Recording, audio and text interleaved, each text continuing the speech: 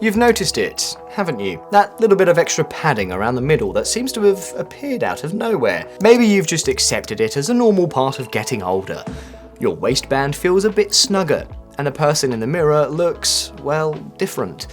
But that stubborn belly fat is more than just a cosmetic issue. We're talking about something called visceral fat, and it's the dangerous kind that you can't pinch. It silently wraps itself around your vital organs, your liver, pancreas, and intestines, releasing inflammatory compounds that can wreak havoc on your health. You've probably tried the diets and exercises that worked in your 30s and 40s, but this time, nothing seems to stick.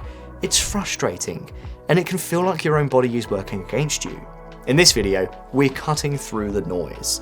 We're going to ignore the hype and focus on what the science actually says. I'm going to share 5 simple, evidence-backed habits that are shown to specifically target this harmful belly fat, helping you reclaim your health and energy after 60. Habit number 1, the power of your breath. Our first habit, and maybe the quickest way to kickstart this whole process, has nothing to do with food or exercise. It's all about your breath. Now, that might sound a little too simple to work, but the science here is fascinating. It all comes down to a hormone called cortisol, which you've probably heard of as the stress hormone. When we're constantly stressed out, physically, mentally, or emotionally, our body churns out cortisol. One of cortisol's main jobs is to tell your body to store fat, especially right around your abdomen. This was a useful survival instinct for our ancestors, but today it just leads to a buildup of dangerous visceral fat. Here's the trick. Controlled deep breathing stimulates a huge nerve in your body called the vagus nerve. Think of the vagus nerve as the off switch for your body's stress response. When you activate it through mindful breathing, you send a direct signal to your brain to ease up on cortisol production. In fact, studies show that just a few minutes of controlled breathing can significantly lower your cortisol levels. So let's try it. This technique is called diaphragmatic breathing, and it's the foundation of the popular 4-7-8 method. Sit or lie down comfortably. Put one hand on your chest and the other on your belly. The goal is to have the hand on your belly move up and down, while the one on your chest stays pretty still. Ready? Inhale slowly through your nose for a count of 4, feeling your belly expand like a balloon.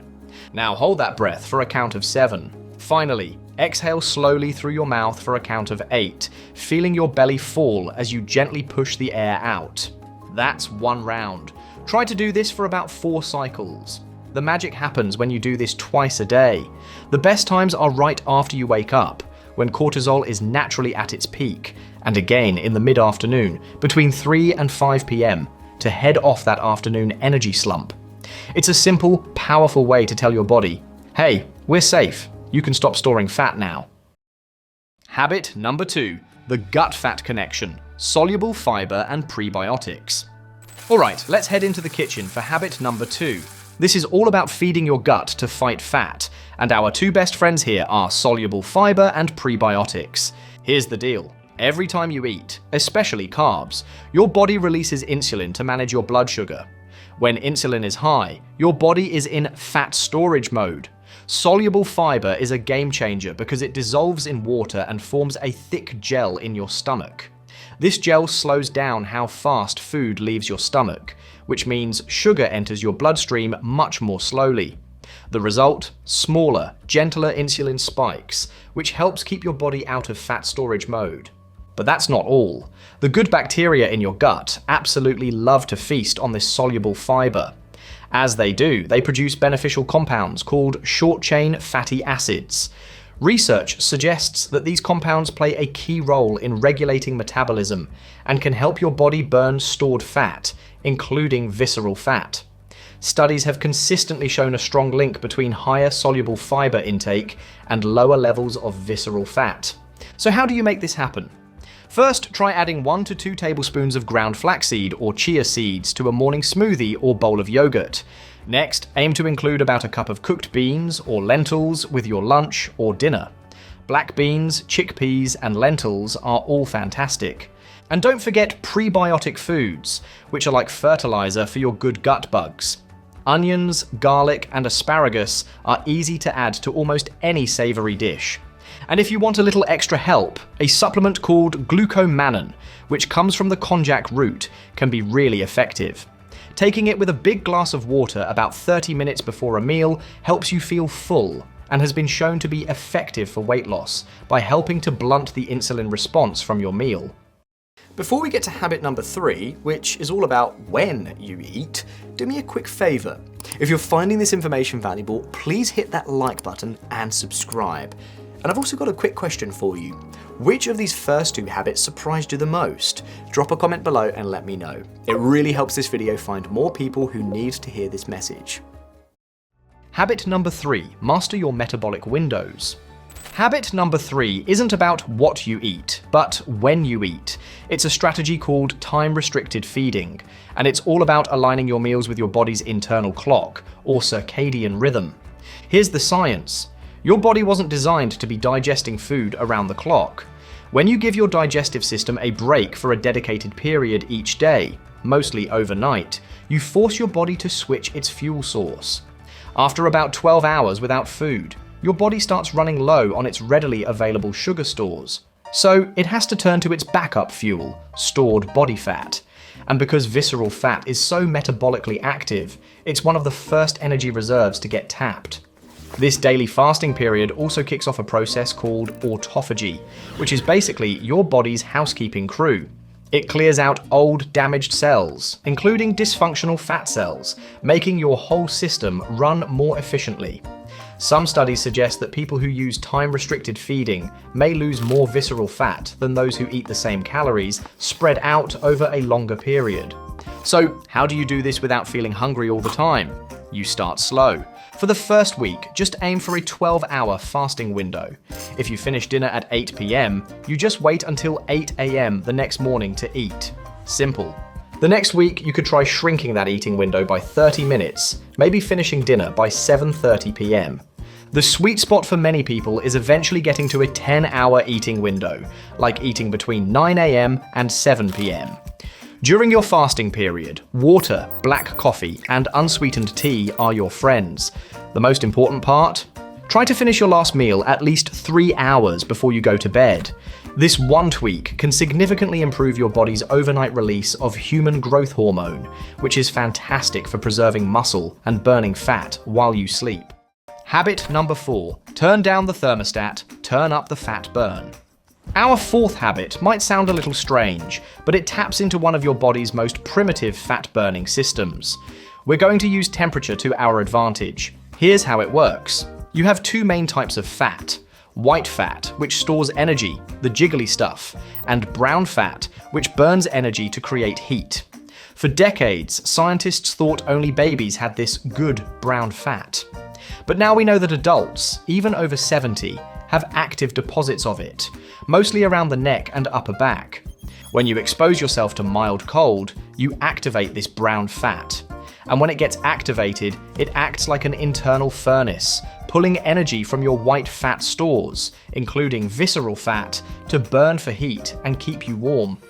Research has shown that regular, mild cold exposure can effectively stimulate this brown fat activity, helping to improve your overall metabolism.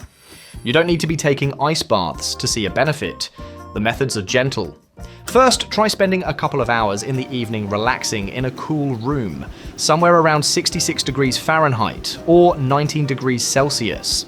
An even easier trick is to end your warm shower with just 30 to 60 seconds of cool water.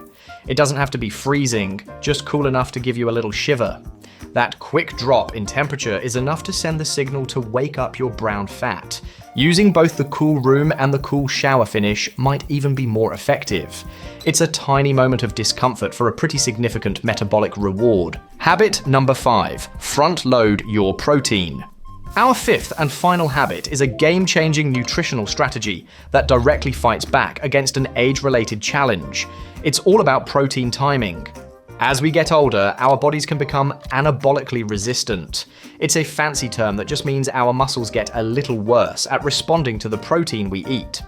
While a younger person might kickstart muscle repair with 15 grams of protein, someone over 60 often needs more, around 25 to 30 grams in one sitting, to get the same effect. Why does this matter for belly fat? Because muscle is your metabolic engine. The more lean muscle you have, the more calories you burn all day long, even at rest. This helps prevent fat from piling on in the first place.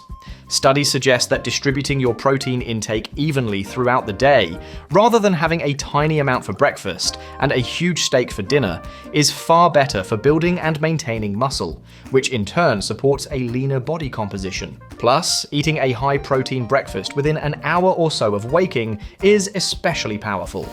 It promotes satiety and helps stabilize blood sugar, setting you up for a hormonally balanced day. Here's your game plan. Aim for 25 to 30 grams of protein with your first meal. This could be 3 eggs, a cup of Greek yogurt with nuts, or a quality protein smoothie. For lunch and dinner, a palm-sized portion of lean protein like fish, chicken, or tofu is a great target. To make it easy on yourself, cook a batch of chicken breasts or hard-boil a dozen eggs at the start of the week. That way, you've always got a quick, high-protein option ready to go. This simple shift in timing can make a huge difference. So there you have it, 5 science-backed habits that directly target that dangerous visceral fat that can creep up on us after 60.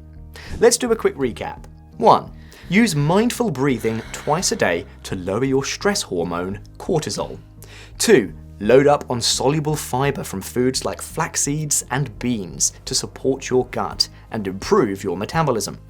3. Create a 10 to 12 hour eating window that lets your body tap into its fat stores overnight. 4. Use a bit of mild cold, like a cool rinse after your shower, to activate your body's internal furnace. And 5. Front load your protein, aiming for 25 to 30 grams at breakfast to keep your metabolic engine running strong.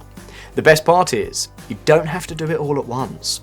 Start with the breathing exercises this week. Next week, focus on nailing your high-protein breakfast.